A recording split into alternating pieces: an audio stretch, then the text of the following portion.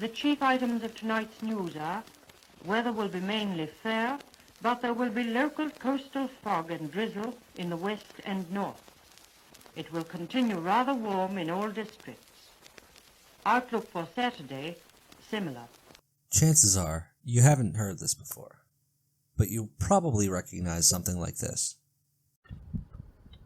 Looking around the Northeast, at Springfield, Massachusetts, it was sunny with a temperature of 79.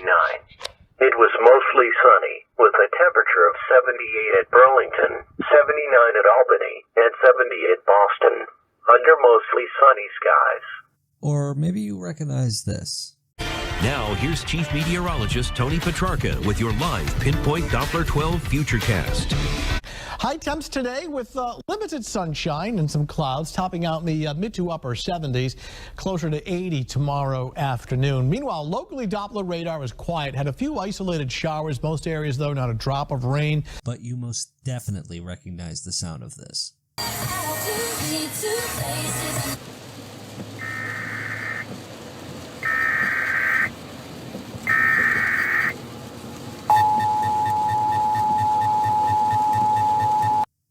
That first clip is a weather forecast in Ireland from 1939, the earliest surviving recording that I could find. The second was a weather report from a car radio, and the last was an emergency broadcast, which the earliest form of that wasn't even around until 1951. These various forms of weather forecasting are ubiquitous in our modern society. In less than 10 seconds, you can open your phone and know with 80% accuracy exactly what the weather's going to be for the next 7 days. To have this ability to predict the weather is a fairly new experience in the span of human history, and it wasn't that long ago that the inability to predict the weather cost lives. The Dust Bowl is considered one of the most devastating environmental catastrophes in history. It caused millions of people to lose their homes and possessions, forcing them to migrate to other areas. The impact of the disaster was far-reaching as it brought together science, society, and government in a way that had never been seen before. The extensive degradation of the land demonstrated the critical need for applying scientific knowledge to farming practices, as well as the need for more effective communication of data and information. To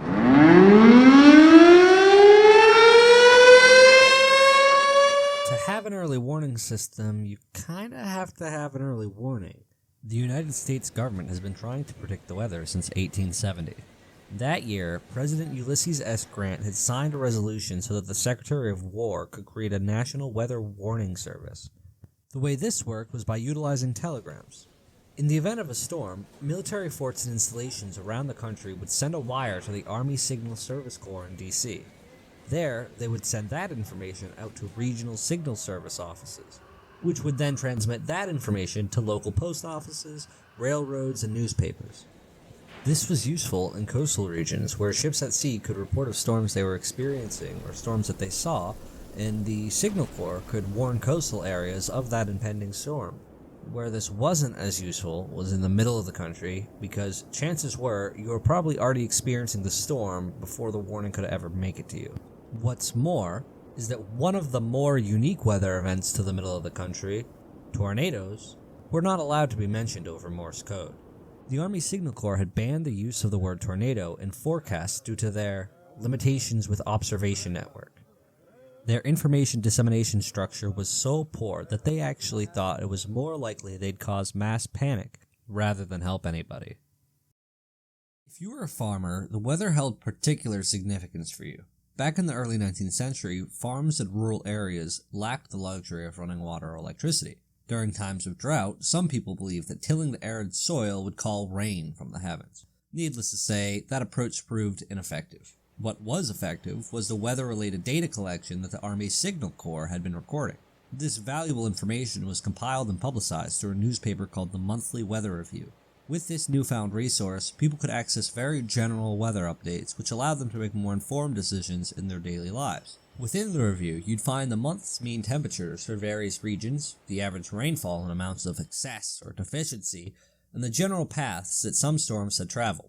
But most of this information just confirms what you already know. If you were experiencing a drought, you wouldn't need to read the paper to know. But the ability to generally kinda know that rain will come was certainly handy.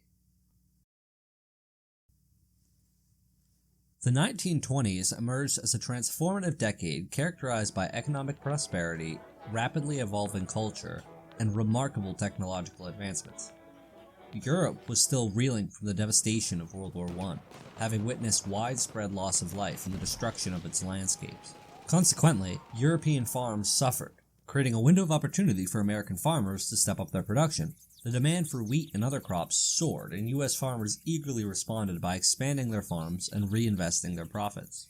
Throughout the 20s, the U.S. economy experienced a period of sustained growth and prosperity with continued upward momentum. Consumers found themselves with more disposable income and an increased capacity for spending. This provided farmers with an opportunity to obtain loans and credit, enabling them to purchase new machinery and expand their farming operations. During this time, U.S. farmers purchased over 85,000 tractors. These new machines promised heightened productivity, and farmers embraced them. The promising economic landscape took a sharp turn in the late 1920s when the economy ultimately collapsed. Accompanied by a cascade of bank failures, the financial crash of 1929 resulted in more financial losses than the entire U.S. federal budget and even surpassed the amount spent by the United States throughout the entirety of World War I. Countless people lost everything, and farmers were forced to sell whatever they could to salvage their livelihoods. In 1931, a series of natural droughts struck, triggering the onset of devastating dust storms in the southern Great Plains. The expansion of farms had taken a toll on the land, stripping it of its natural vegetation. These dust storms grew to immense proportions, blotting out the sun for days on end. The storms generated static electricity, rendering cars and tractors useless.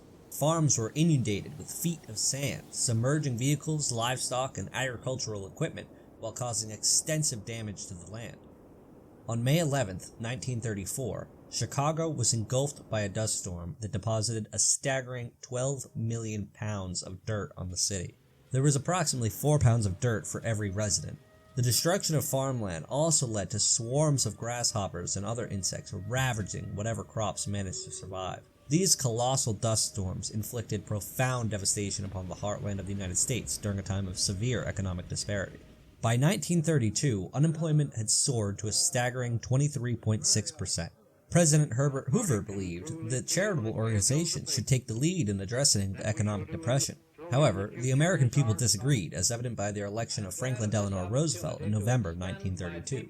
President Roosevelt swiftly took action to combat the Depression, initiating his comprehensive New Deal policies. Recognizing the vital importance of a functioning agricultural sector for a thriving economy, President Roosevelt introduced the Agricultural Adjustment Act as a part of his New Deal. This act aimed to stabilize crop prices by purchasing surplus crops and paying farmers to reduce cultivation on certain portions of their land. To restore natural vegetation and combat environmental disaster, the Civilian Conservation Corps was mobilized to plant trees across the Midwest, creating a natural buffer against storms. Furthermore, President Roosevelt established the Soil Conservation Service, which promoted improved farming practices such as crop rotation, strip farming, and contour plowing. This level of cooperation between vastly different sectors of society had never been seen before.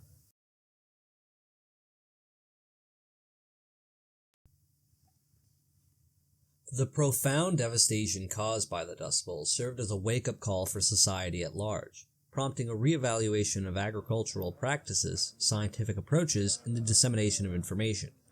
The far-reaching impact of this environmental disaster necessitated a collective shift towards collaboration and coordination.